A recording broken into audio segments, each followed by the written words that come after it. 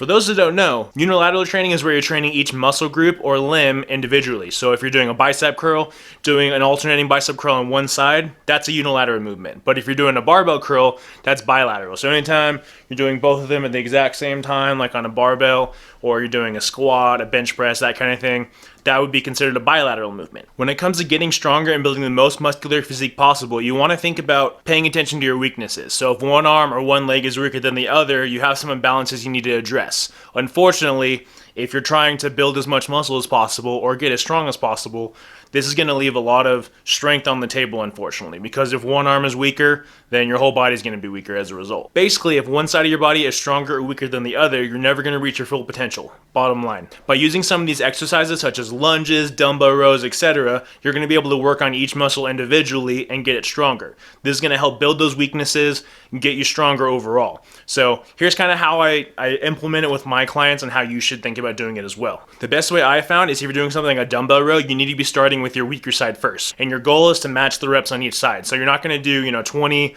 on your dumbbell rows with 50 pounds on your left arm and then go to your right arm and do like 20 plus, because that's just going to make the imbalances even worse. You want to think about matching those reps on both sides and really kind of pushing it as much as you possibly can.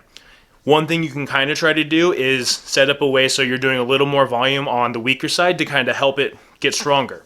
So if you do one set on the left side and you're getting 20 reps and it's pretty freaking hard by the end of it, but then you get to the right arm, you get to 20 and it's super easy, then maybe go back to that left side and do a set of like 10 to 15 and just really try to push that side a little bit more.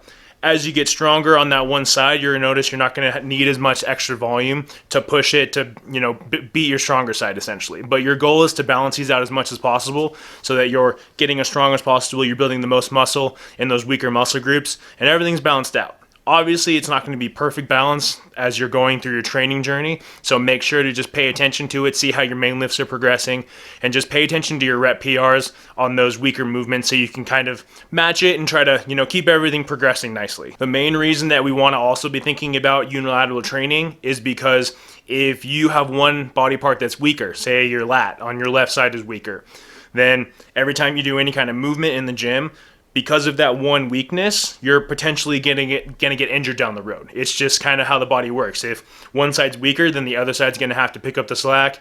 Other muscle groups are gonna have to pitch in to finish movements and do things correctly. That's why things such as lunges are such a good idea, because with the lunges, you're gonna be training each leg individually, and you're gonna be able to build a lot of strength through your hips especially. You don't want unilateral movements to be the main thing you're doing. You want it to supplement your bilateral movements such as your squats, bench presses, overhead press, etc. Basically, if you want to build up the most strength and the most muscle overall, you need to make sure you're doing some kind of unilateral work just to keep everything, as solid as you possibly can when it comes to a physique standpoint, because if you have any glaring weaknesses in your physique, you're going to be able to, tell very, very quickly as you get stronger that some muscle groups are going to be a little bit weaker. So unilateral exercises are a very, very good idea for these. The other benefits of unilateral training is that it's going to work your core independently. So if you're doing a dumbbell row and you're setting up, properly on the bench and, one side's working, but the other side is supporting, you have to resist a lot of forces with your obliques and your lower back to actually do the movement correctly. So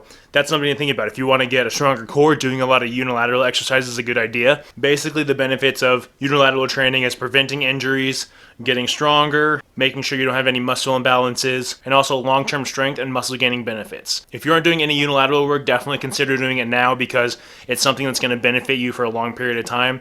Let me know if you notice any differences between doing only bilateral work and throwing in some unilateral work on the side. Bottom line, if you want to get as strong as possible, stay as safe as possible, and prevent muscle imbalances as much as possible, do your unilateral work and make sure that you're incorporating some kind of unilateral exercises throughout your training cycles. This will keep you healthy for a very, very long time. If you aren't doing it, then you're gonna have some weaknesses in your body that you're gonna have to address at some point. So it's better to do it now than have to do it in the future because you get injured. Basically, if you want to get as strong as possible, you need to make sure you're working on those individual muscles and you don't just work on them by themselves and as a unit. You want to make sure you're doing the isolation movements as well, because if you don't do the isolation movements, you're going to get weaker over time. That one side's going to be stronger than the other, and that's bad. But that's it for me. I hope you guys enjoyed. If you guys got some value from this, make sure to subscribe and leave a comment down below with what you learned and how you're going to incorporate unilateral training to get stronger yourself. Also, if you're new to the channel, make sure to subscribe and hit that notification bell so you can learn how to get stronger and build more muscle.